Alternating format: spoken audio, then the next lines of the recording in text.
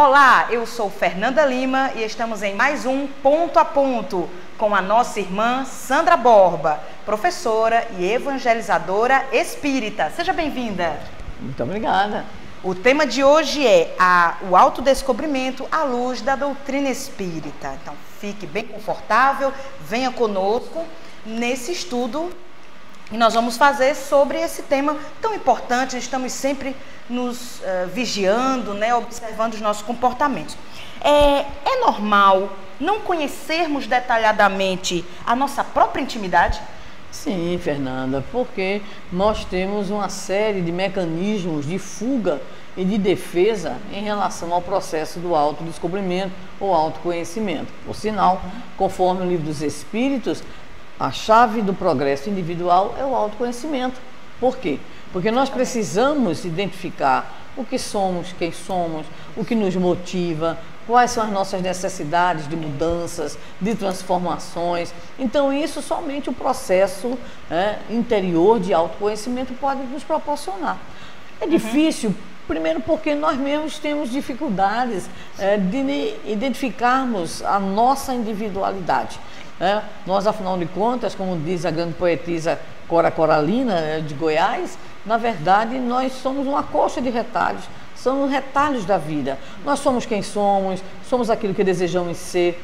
Muitas vezes somos aquilo que não gostamos, mas somos. Verdade. Somos aquilo que a educação nos fez, que os nossos pais quiseram para nós, as influências sociais que nós recebemos, as leituras, as influências também espirituais, enfim, nós na verdade somos uma grande colcha de retalhos. Por essa razão, precisamos buscar esse processo de auto-identificação, ou seja, quem somos? O que de fato temos já enquanto conquistas, ou enquanto valores, ou enquanto ideias e desejos que nos movem.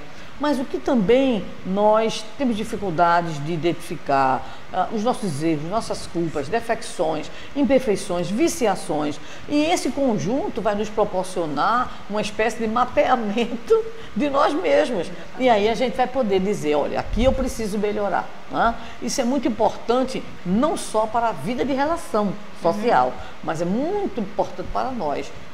Para que nós possamos também identificar quem somos nós, as nossas potencialidades, os nossos desvios, mas também as nossas possibilidades. Exatamente. Muitas vezes nós não conseguimos identificar qual seria o nosso comportamento dentro de alguma situação específica. Então, nesse sentido, existiria alguma técnica para que nós possamos nos educar os nossos sentimentos? Olha, nós vamos buscar mais uma vez a questão 919 do Livro dos Espíritos, né? Vamos encontrar o Santo Agostinho nos ajudando a refletir sobre o processo de autoconhecimento, nos dizendo que ele fazia à noite uma espécie de avaliação sobre o dia. O que é que ele tinha feito? Alguém poderia se queixar dele? Ele havia feito realmente tudo aquilo que ele poderia fazer. E muita gente pode pensar que era uma espécie de avaliação somente nesses patamares. Não. Como um conhecedor e como alguém que queria realmente vivenciar a experiência cristã da amorosidade, essa avaliação tinha o paradigma. Então, no nosso caso específico, nós temos o conhecimento da lei divina ou natural. Nós temos o conhecimento das leis morais, ou pelo menos devemos buscar esse conhecimento. Então, um grande processo também de autoconhecimento é buscar fazer uma avaliação se a nossa conduta é uma conduta condizente com a lei divina ou natural. Ou seja, se nós estamos buscando agir moralmente, eticamente, quais as nossas dificuldades. Então, o autoconhecimento é um caminho, como já dissemos anteriormente. Mas também temos outros caminhos, como, por exemplo, ouvir o outro, ouvir aquele que nós gostamos, que nós temos a certeza que nos ama, ok? A meditação, quando nós podemos entrar num processo maior de transcendência, suplicando a proteção dos nossos mentores espirituais, a oração, são todos os momentos em que nós exercitamos esse autoconhecimento. Agora, claro, há situações que nós não temos ideias. Agora, Nós somos movidos por desejos, também por valores, né? Então, se nós temos mais ou menos uma compreensão de quem somos, que valores adotamos, nós aí podemos ter mais ou menos também a ideia de como haveremos de reagir, né? Agora, não esqueçamos que Jesus nos dá uma lição, vamos dizer assim, como sempre fazia o nosso mestre, né? O homem bom do bom tesouro do seu coração tira coisas boas. Então, nós precisamos alimentar o nosso coração de coisas boas, para quando as surpresas surgirem, desagradáveis, se forem, né? Surpreendentes, talvez por algumas situações que tenhamos que passar, né? Estamos no mundo, né? Então, que nós possamos tirar do nosso tesouro alguma coisa boa. Então, esses processos, eles são fundamentais para promover aquilo que nós denominamos o autoencontro, o autodespertamento. Né? Lembrando também, Fernanda, o que é muito importante para você também, que nos ouve, que nos assiste nesse momento, paciência conosco, né? Com certeza. Estamos em processo, né? Então, fracassamos, erramos, retornemos às boas obras sempre. Isso é que é importante, né? Então, nem ansiedade pelo futuro, nem angústia pelo passado. Joana de Ângeles, com a sua sempre sabedoria, nos diz que o espírito que está, vamos dizer assim, na grande busca do processo de amadurecimento psicológico, nem se angustia pela culpa, ou seja, se perdoa, se compreende também. Isso é. Nem também fica, entre aspas, aí é Sandra Boba, tá? Atacado, né? Com aquela ansiedade para, de repente, já vai virar espírito bom, espírito puro. Isso. Não. Então é um processo. Nós estamos em processo.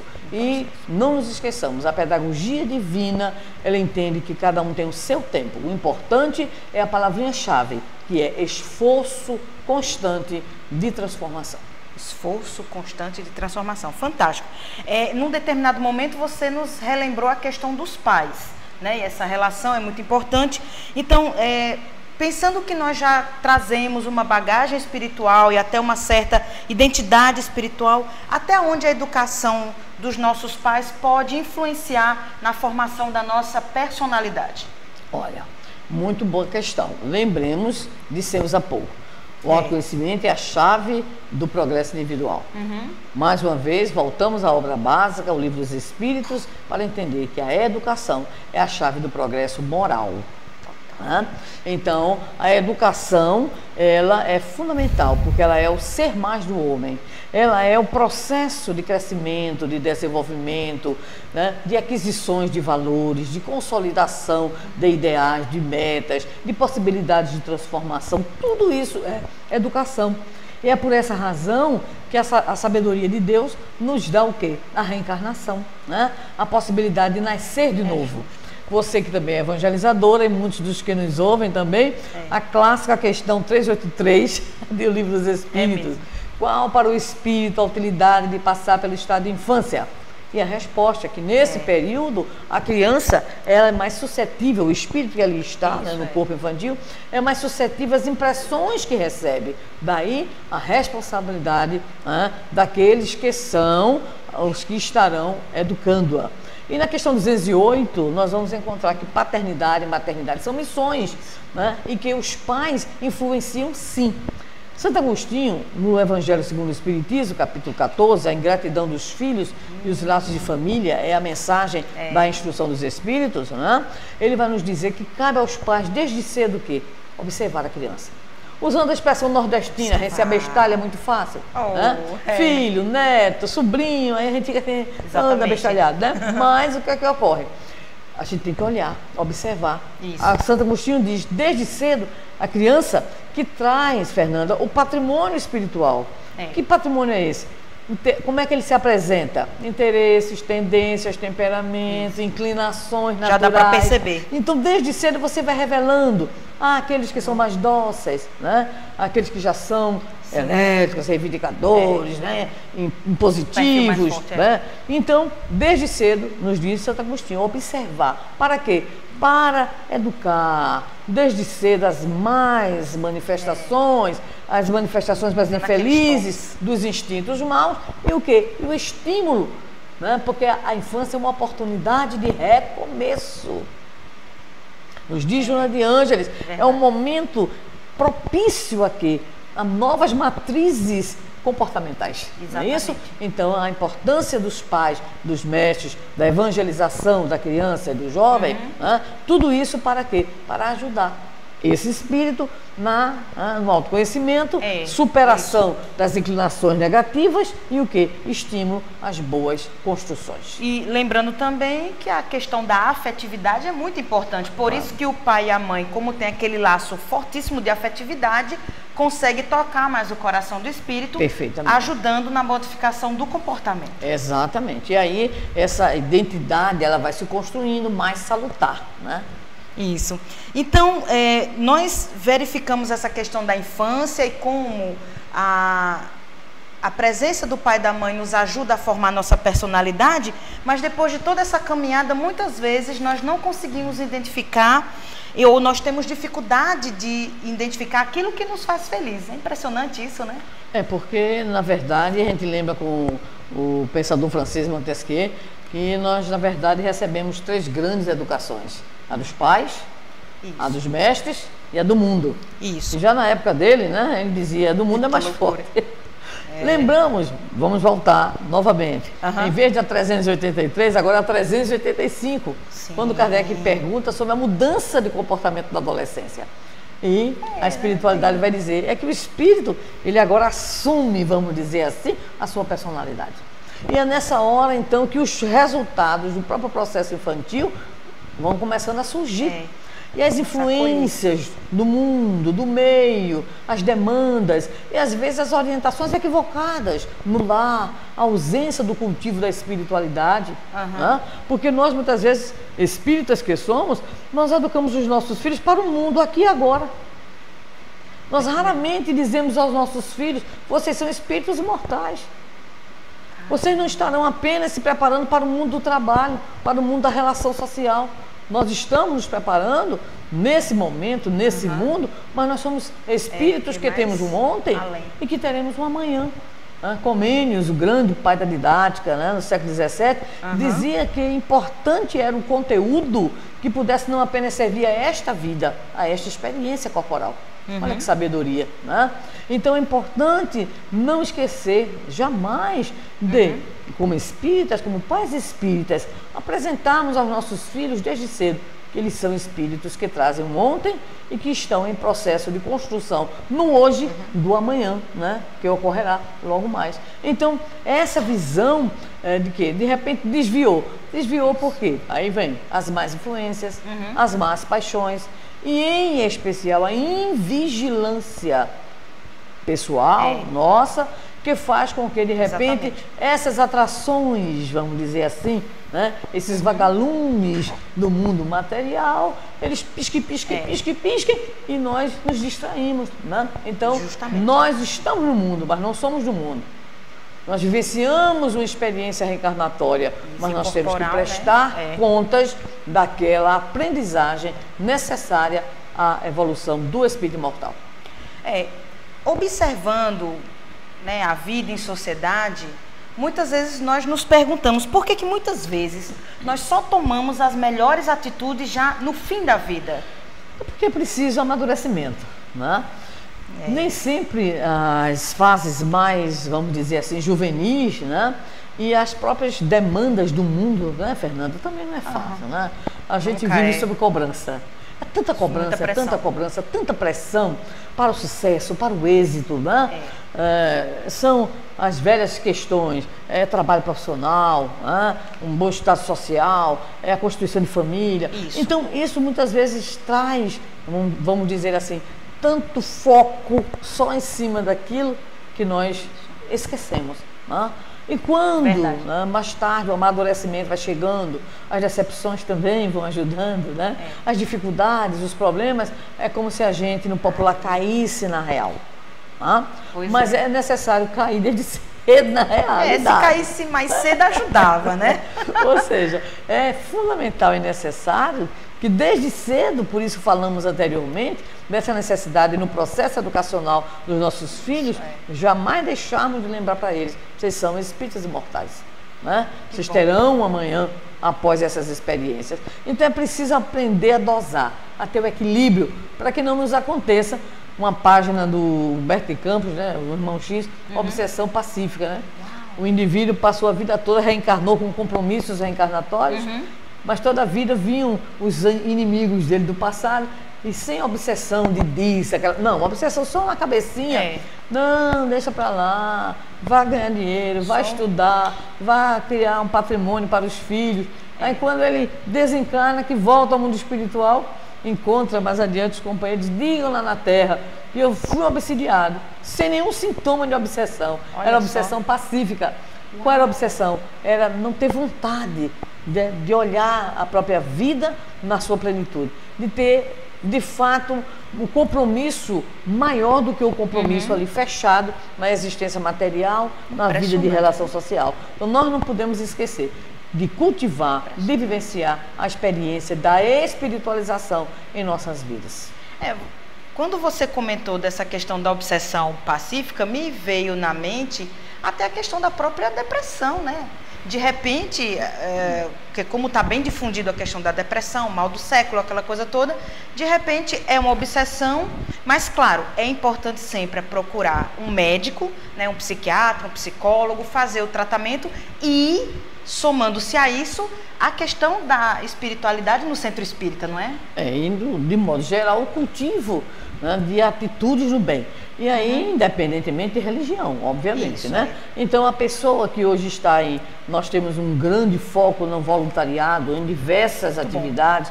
Então, há pessoas que conseguiram, inclusive, vencer essa inclinação, né, ao transtorno, à depressão, não apenas com o auxílio profissional, porque é importante, é fundamental, porque há também uma depressão ou existem aspectos que são fisiológicos e que precisam ser tratados, né, em razão de medicações necessárias ao estímulo da produção de determinados elementos constitutivos, né, do nosso corpo. Exato. Agora, com certeza, o trabalho, a reflexão, a meditação, o voluntariado, o encontro com a dor do outro, né, o se sentir útil, são profilaxias extraordinárias para que, né, o mal do século não chegue até nós. Não se instale conosco. Bom, nesse momento, né, nós estamos vivendo essa ansiedade pelo mundo de regeneração. Então, nós estudamos, trabalhamos, estamos nos eventos espíritas, sempre estudando, e é um tema que está sempre conosco, o mundo, a construção do mundo de regeneração.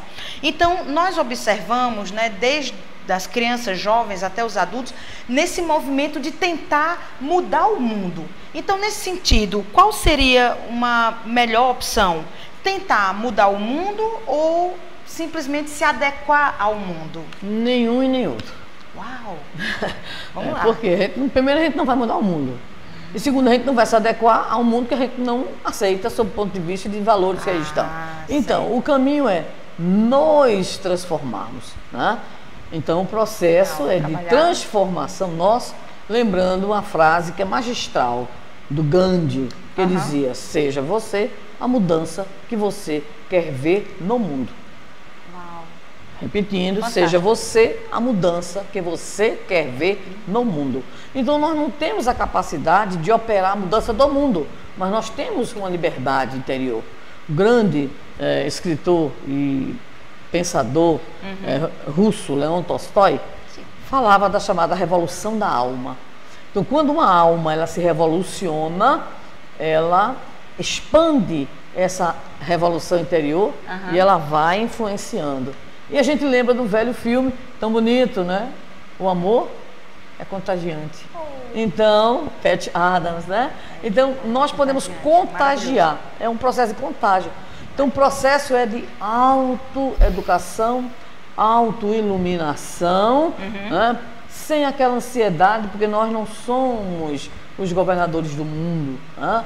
É uma grande embarcação, Fernanda. Nós estamos no trabalho anal. Coletivo, né? O Todo mar mundo junto. Está revolto, mas existe alguém no leme, né? Graças então, se a a Deus. gente fizer a parte que nos compete, a gente vai fazer muito. Porque a gente vai fazer para a gente mesmo, no autocuidado, no autoencontro, no autoamor. A gente vai fazer no ambiente familiar. Olha, pais equilibrados, ajudando a construção de personalidades de filhos equilibrados. Profissionais éticos, ajudando a uma coletividade que ali está, certo? É verdade. Alguém que se envolve em associações religiosas, culturais, num trabalho, vamos dizer assim, de promoção humana. Então, nós estamos fazendo a nossa parte. Não coloquemos sobre os ombros o peso da responsabilidade que não é nossa. O mundo não é a nossa responsabilidade. Nós somos. É o nosso organismo, né? É o nosso eu. Nós temos essa obrigação. Nem mudar o mundo, nem nos adequarmos a ele, mas buscarmos a transformação no mundo pela nossa transformação pessoal. Fantástico. E nós estaremos, então, influenciando e contagiando. Eu sei que o papo está muito bom, mas já estamos nos encaminhando para a parte final e vamos fazer essa reflexão. Você nos trouxe a importância de olhar para nós, de controlarmos, né, as nossas más inclinações, os nossos comportamentos, calcular direitinho, né, esse planejamento da vida. E nesse sentido, como é que nós podemos vencer os nossos medos? Olha, existem medos e medos, né? Vamos dizer assim, tem medinho, né, tem medo complicado, né? E é nada mais, nada menos do que registrar, identificar a origem desse medo. Eu vou contar uma brincadeira, tá? Pode ser? Tudo bem, a Fernanda permite que eu conte uma brincadeira. Disse que a professora, na sala de aula, no mês de agosto, sempre se trabalha em torno dos mitos, das lendas e dos medos, perguntou quem tinha medo do quê. E aí Mariazinha disse que tinha medo da cuca. Ela foi explicar que a cuca não existia. O outro lá falou do bicho-papão, né? O outro falou lá do homem do saco, né? E cada um foi falando. Aí disse que Joãozinho disse que tinha medo do malamém. Tinha medo do malamém, tinha medo do malamém. E a professora disse, eu não sei o que é malamém. Ele disse, eu também não sei não, mas é porque minha avó toda noite quando reza e no fim ele diz assim, livrai-nos do malamém. Então, na verdade... Fantástico, o malamém, amei. A avó, até pelas descrições, era livrai-nos do mal, amém. E ele ouvia malamém, disse, livrai-nos do malamém. Então é o quê? É a ignorância, o desconhecimento. Então, o processo de... autodescobrimento, vai identificando. Luz aí. Né? Agora, se a coisa se tornar patológica, aí a gente tem que buscar o auxílio, né, dos profissionais, porque afinal de contas a ciência também tem uma responsabilidade com a nossa saúde mental. Agora, lembremos o seguinte, cultivar sempre a oração, a vigilância, o autocuidado, o autoamor, são caminhos, né, para uma personalidade mais saudável. Graças a Deus. Então, nós agradecemos a nossa irmã Sandra Borba por esses esclarecimentos e até o próximo Ponto a Ponto.